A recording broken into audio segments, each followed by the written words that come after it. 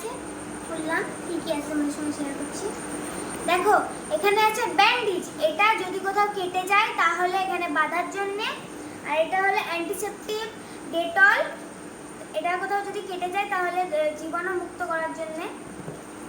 তুলো, লাল ওষুধ দিয়ে কোথাও যদি কেটে যায় তাহলে লাগানোর জন্যে। গ্লাভস, এটা আমাদের পরে থাকা উচিত কারণ এটা জীবাণু মুক্ত করার জন্যে। লাল ওষুধ, এটা লাগাতে হয় যখন খুশি কেটে যায়। এটা ব্যান্ডেড, যদি কেটে যায় তাহলে এখানে লাগাতে হয়।